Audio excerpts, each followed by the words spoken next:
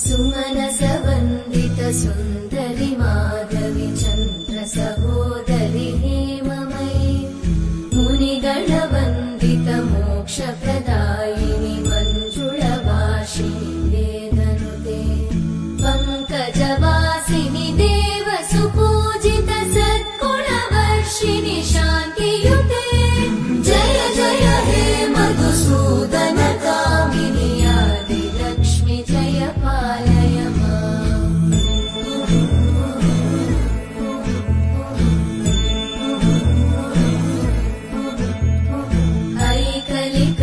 ऐकलिकल्मषनाशिनि कामिनि वैदिकरूपिणि वेदमये क्षीरसमुद्भव मङ्गलरूपिणि मन्त्रनिवासिनि मन्त्रनुते मङ्गलदायिनि अम्बुजवासिनि देवगणाश्रितपादयुते जय जय हे मधुसूदन कामिनि धान्यलक्ष्मि जय पालय माम्। जय वरवर्णिनि वैष्णवि भार्गवि मन्त्रस्वरूपिणि मन्त्रमये सुरगणपूजित शीघ्रफलप्रद ज्ञानविकासिनि शास्त्रनुते भवभयहारिणि पापविमोचनि साधुजनाश्रितपादयुते जय जय हे मधुसूदन कामिनि धैर्यलक्ष्मि जय पालय माम्।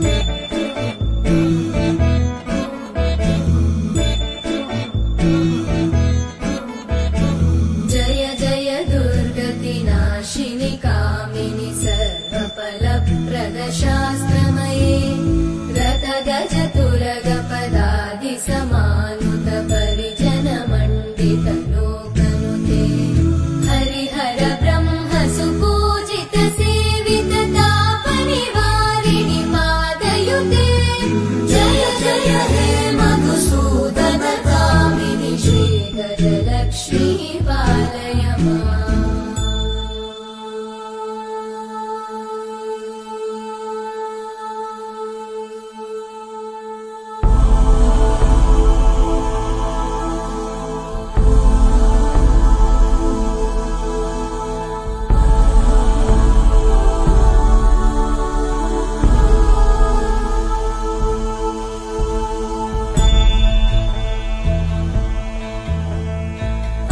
ऐकगवाहिनि मोहिनि चक्रिणि रागविवर्धिनि ज्ञानमये गुणगणवारिधि लोकहितैषिणि सप्तस्वरवरगाननुते सकल सुरासुर देव मुनीश्वर मानव वन्दित पादयुते जय जय हे मधुसूदन कामिनि सन्तान लक्ष्मि पालय माम्।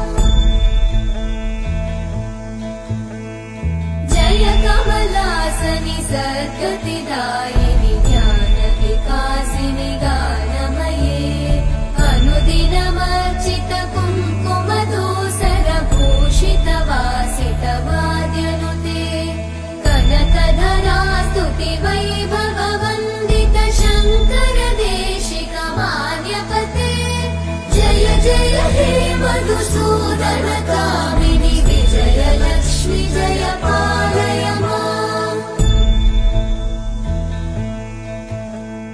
प्रणत सुरेश्वरि भारति भार्गवि शोकविनाशिनि रत्नमये मणिमय भूषित कर्णविभूषण शान्ति समावृत हास्यमुखे नवनिधिदायिनि कलिमलहारिणि काम्यफलप्रद हस्तयुते जय जय हे मधुसूदन कामिनि विद्या लक्ष्मि पालय माम्।